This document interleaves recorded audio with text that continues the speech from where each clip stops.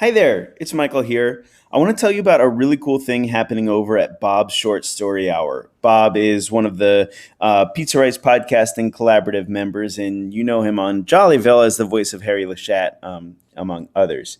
Bob found this really cool book called the Decameron from, I think, the 13th century Italy.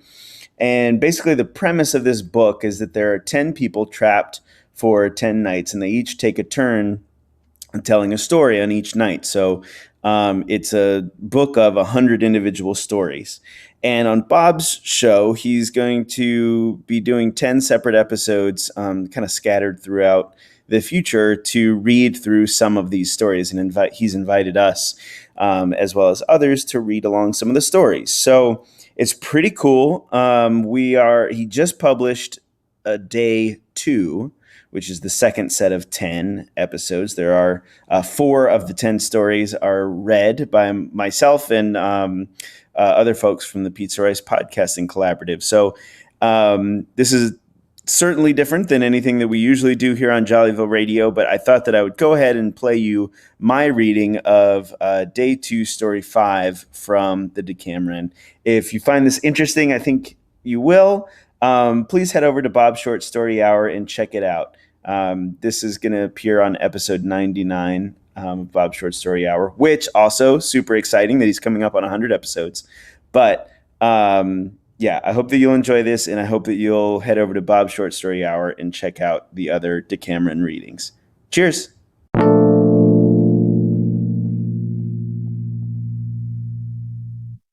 Hello, or should I say hello? This is Michael Crosa. I'm the director of Jollyville Radio, one of the other podcasts in the Pizza Rice Podcasting Collaborative. And I am here to read the second day, 5th story of the Decameron. I actually don't know if that's right. Decameron? Decameron. Decameron. Anyway, second day, 5th story of the big book that Bob found from Italy. Here we go. I am told that there was once in Perugia a dealer in horses called Andreuccio de Pietro. He had heard that there was a good horse market in Naples, and so, despite the fact that he had never been away from home before, he put 500 gold florins in his purse and traveled there with some other merchants, arriving one Sunday evening when it was getting dark. The next morning, following the directions given by his host, he went to the market where he saw plenty of horses, many of which he liked to try and buy, but without being able to agree on terms. To demonstrate that he was in a position to do business, he was inexperienced and incautious enough to show his purse and his florins to anyone who happened to pass that way. While he was engaged in these negotiations and making a display of his purse, it happened that a young Sicilian woman who was very beautiful but quite happy to do whatever a man wanted for a small price, passed by unnoticed, saw his purse, and straightway thought, "I'd be richer than anyone if only I had that purse." And so she walked on. With that young woman, there was also an old one, also Sicilian, who, as soon as she saw Andreuccio, left the young woman to carry on walking while she ran and embraced him with great affection. Now the young woman, when she saw this, said nothing, but she went to one side and watched all that was going on. Turning around and recognizing the old woman, Andreuccio made a great fuss of her, and after a few more words, she went off, promising to pay him a visit at his inn. The young woman, who had first seen Andreuccio's purse and then the old woman's familiarity with him, tried to devise some way by which she could relieve him of some or all of his money, and began to inquire cautiously who he was and where he came from and what he was doing there and how the old woman came to know him. She gave such a detailed account of Andreuccio that he could hardly have done better himself, because she had lived for a long time with his father, at first in Sicily and later in Perugia. She mentioned where he was staying and why he had come there. The young woman, now that she was fully informed of his family and all their names, used this knowledge as the basis for a cunning plan to satisfy her greed. When she got home, she gave the old woman a whole day's work to do so that she would not have time to visit Andreuccio. Then she turned to one of her maids for help, someone whom she had well trained in such matters, and as evening was falling, she sent her to the inn where Andreuccio was lodged. When the maidservant arrived at the door of the inn, she happened to find him there by himself, and she asked him where she might find him. When he told her that he was Andreuccio, she took him to one side and said, "Sir, a noble lady of this city would like to speak with you, if you would be so kind." When he heard this, Andreuccio considered himself from top to toe and thought what a handsome chap he was, and concluded that this lady must be in love with him, as though there was no other handsome young man in Naples at the time. So he agreed immediately and asked where and when the lady wished to speak with him. The maid answered, "Sir, whenever you feel like coming, she will expect you in her home." Andreuccio replied quickly, "Well, you go on ahead and I'll follow straight after you." Now, he did not say anything about this at the inn. The house to which the maid was leading him was in a district known as Malpertugio, whose name indicates what a nice district it was, but Andreuccio, knowing nothing of that and suspecting nothing, but fully believing he was going to a respectable place and a respectable lady, naively followed the maid and entered the house. The maid had already called out to her mistress, "Andreuccio's here!" and he was climbing the stairs when he saw the lady herself on the landing coming to meet him. She was still very young, impressive in appearance, and with a most beautiful face and richly and respectably dressed. As Andreuccio approached, she ran down 3 stairs to meet him with her arms open wide, and clasping him around the neck, she remained a while without speaking, as though overcome with affection. Then, while she wept, she kissed him on the forehead and managed to utter a few halting words. "Oh, Andreuccio, how glad I am to see you!" Andreuccio, amazed, indeed quite stupefied at being greeted so warmly, answered, "My lady, I am pleased to meet you." She led him by the hand up to her drawing room, and from there, without saying a word, into her bedroom, which was scented with roses, orange blossoms, and other flowers. There he saw a luxuriously curtained bed and many dresses hanging up on pegs, as was the custom in those parts, and other fine, rich things. All of this led him to believe, simple fellow that he was, that she must be a great lady. And once they were seated side by side on a chest at the foot of the bed, this is what she said to him. "Andreuccio, I'm sure you must be surprised at such embraces and such tears, since you don't recognize me and perhaps have never even heard me spoken of. But you're going to hear something which I must make you wonder all the more, for I am your sister. And I must say, now God has been so kind as to let me see one of my brothers, as I desire to see them all, that whenever I die, I shall not die unconsoled. But since perhaps you've heard nothing of this, I shall explain everything. Pietro, my father and yours, lived for a long time in Palermo, as you well may know, and on account of his kindness and friendliness that he was, and still is, dearly loved by those who knew him there. But among all those who loved him so much, my mother, a noble lady who was widowed at the time, was the only one who loved him most. She loved him so deeply that she thrust to one side all considerations for her father and her brothers and her own honor. And she became so friendly with him that I was born, I whom you now see here. Then, while I was still a little girl, Pietro had to leave Palermo and return to Perugia for some reason, and he left me and my mother behind and never, so far as I've heard, thought about either of us again. For this reason, if he were not my father, I would strongly resent his ingratitude to my mother, ignoring for a moment the love he ought to bear me as his daughter, and not one born of a servant girl, a woman of low birth, since she placed herself and her welfare, without knowing who he was, and moved only by faithful love, into his hands. But what good would that do? Wrongs committed in the distant past are much more easily reprehended than amended. I'm just saying how things happened. As I say, he left me when I was a little girl in Palermo, where I grew up, and my mother, who was wealthy, married me to a man from Girgenti, a kind nobleman, who out of love for my mother and myself came to live in Palermo. He is a staunch Guelph, and he began to conspire with our King Charles. The plot was discovered by King Frederick before it could be carried out, and this resulted in my husband's flight from Sicily, just when I was about to become the greatest lady who ever lived in that island.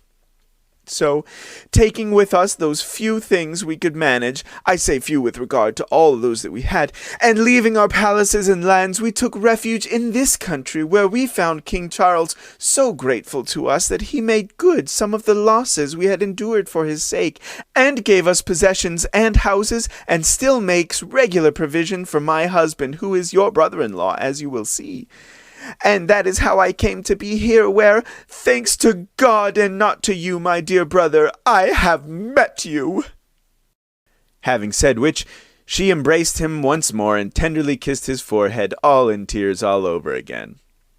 Andreuccio, hearing this tale, which she had told so coherently and confidently, and with no stumbling and no stammering, and remembering that it was true that his father had been in Palermo, and knowing from his own experience what young men were like, only too ready to love when young, and affected by her tender tears, her embraces, and her chaste kisses, had no doubt that she was telling the truth. And as soon as she fell silent, he replied, "My lady, you shouldn't be surprised at my amazement. My father, for whatever reason, either never spoke about your mother and you, or if he did, I never heard about it, so I had truly no idea of your existence. But I am all the more pleased to find you in Naples, since I am all alone here and had no hopes of any such thing. To be honest, I don't know any man, however important, who wouldn't be delighted to have such a sister, not to mention a poor trader like myself. But there's one thing you must explain. How did you know I was here?" Her answer was, "I heard of it only this morning from a poor woman who often comes to visit me because she spent a long time, or so she tells me, with our father in Palermo and Perugia. And were it not that I thought it more seemly for you to come to me here, which you may regard as your own home, than for me to come to you in someone else's, I would have visited you first long before this." Then, without a pause, she started to question him in detail about all his relations, asking after each of them by name.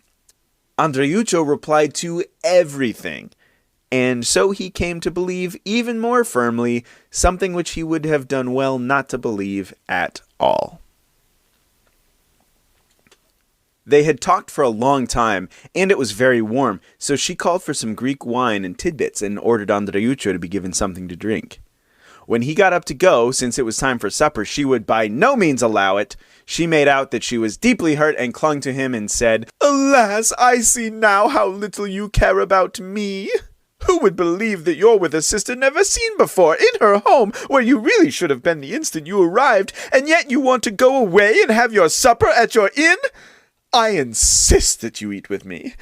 Although my husband is not here, which I deeply regret, I am sure that I can give you some hospitality, mere woman that I am." Andreuccio, not knowing what else to say, replied, "You are as dear to me as a sister could be.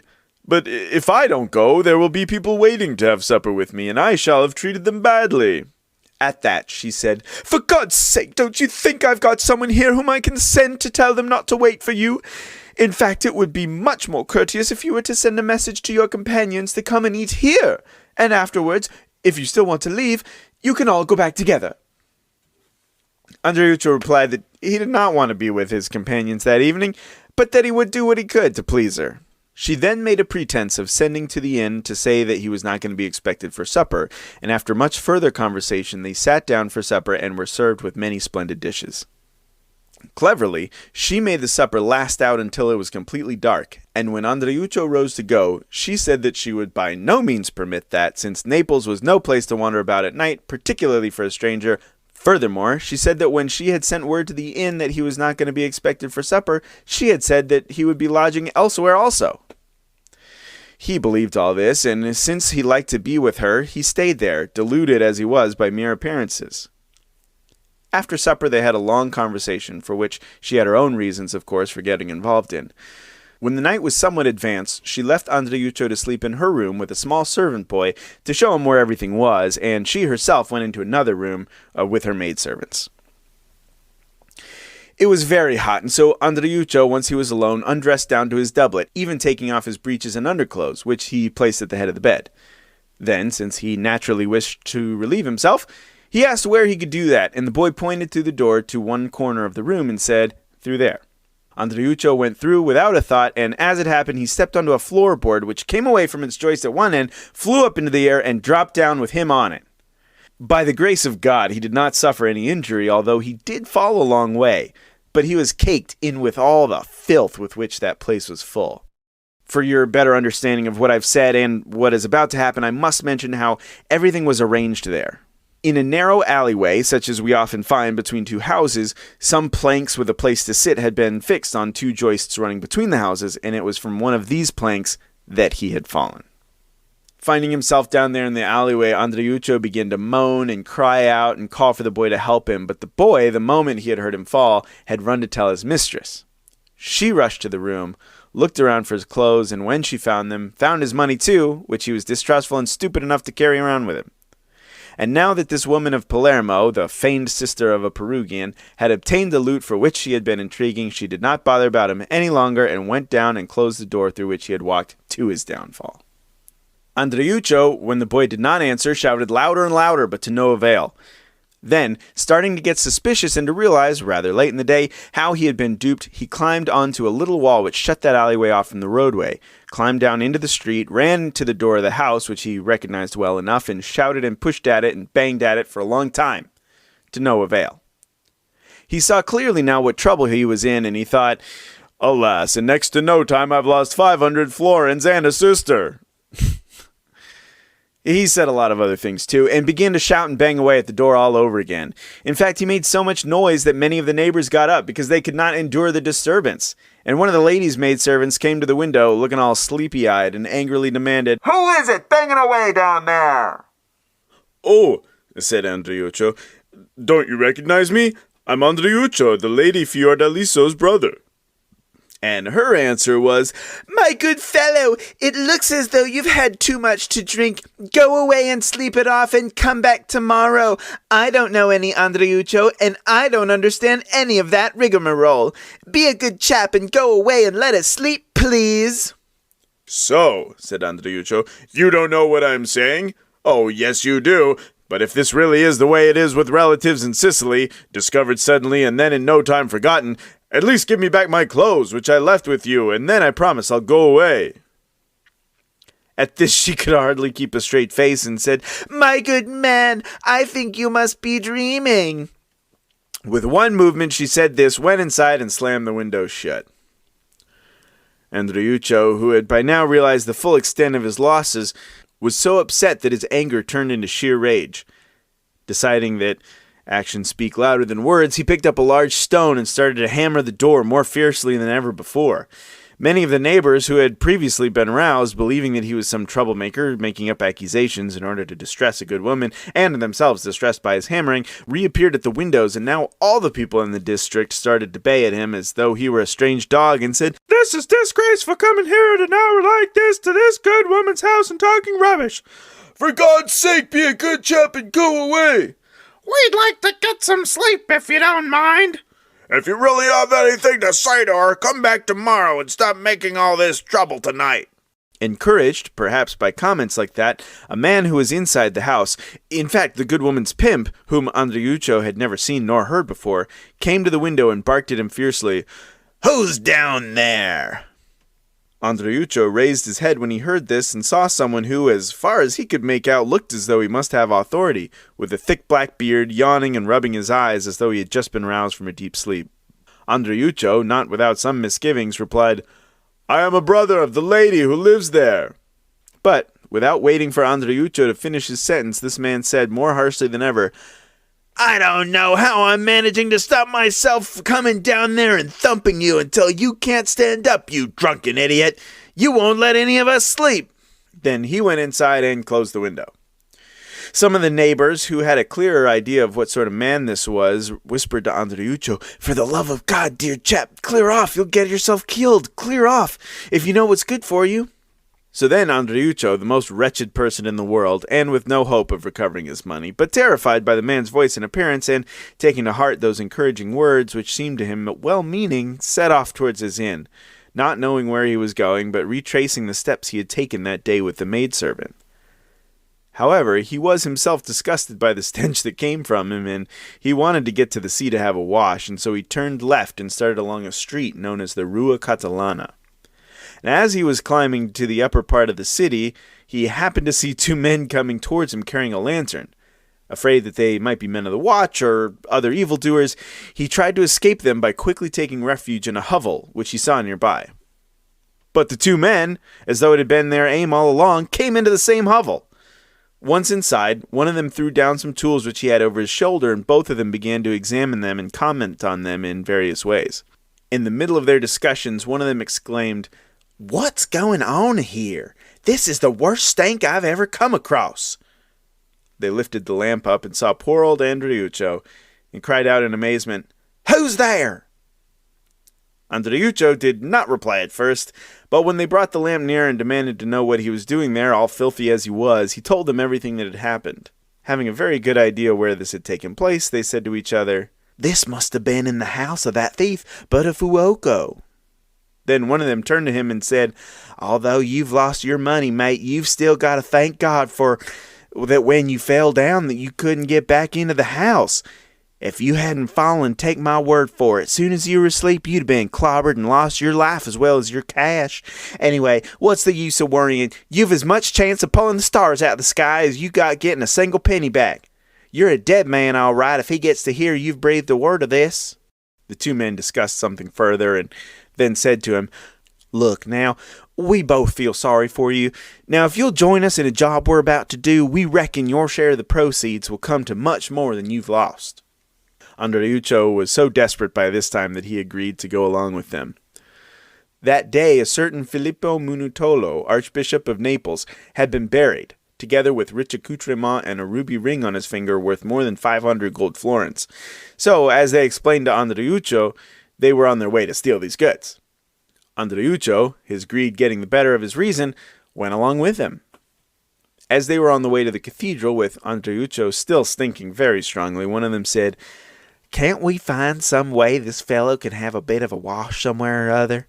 He's giving off a tremendous stench." The other answered, "Why not? There's a well nearby which always has a pulley and a big bucket. Let's go there and give him a quick wash." When they got to this well, they found that the rope was there, but the bucket had been removed. So they decided to tie him to the rope and let him down to the well, and once he had a wash, he could tug on the rope and they would draw him up. And this is what they did. It happened that when they had let him down, some men of the watch, thirsty because of the great heat and because they had been running after someone, came to the well to drink. When the two villains saw them, they immediately ran off, unobserved by those men of the watch. Down to the bottom of the well, Andreuccio had by now washed himself, and he tugged at the rope. The thirsty men above, having laid down their shields and arms and taken off their tunics, started to pull on the rope, thinking that it was attached to a bucket full of water. As Andreuccio came near the top of the well, he let go of the rope, threw himself onto the ledge, and clutched it with both hands. When the men of the watch saw this, they panicked, and without saying a word, they dropped the rope and ran away as fast as they could. Andreuccio was amazed at this, and if he had not held on firmly, he could have fallen right down to the bottom of the well, and not without serious injury or even death. Instead, when he had climbed out and seen the weapons lying around, which he knew did not belong to his companions, he was even more amazed. Full of fear, but not knowing it was he that was frightened of, and bewailing his bad luck, he decided to go away without touching anything. So off he went with no idea where he was heading for. Then he came across those two companions of his coming back to pull him out of the well. They were amazed to see him and wanted to know who had rescued him. Andreuccio could not tell them, but he mentioned what had happened and what he had found outside the well. They realized the truth and laughed as they told him why they had run away and who those men were who had pulled him up. Then, without further conversation, since it was already midnight, they went to the cathedral, which they had entered without any difficulty, and arrived at the tomb. It was large and made of marble. With their crowbars, they managed to raise the heavy lid just enough to allow a man to get in, and propped it up. When this was done, one of them asked, "Who's going in?" To which the other replied, "I'm not." "Neither am I, but Andreuccio could." "I'm not doing that," said Andreuccio. Then both of them turned on him, saying, "Why not?" "Good God, if you don't, we'll bash you in with these crowbars till you're a dead man." They frightened Andreuccio so much that he did go in.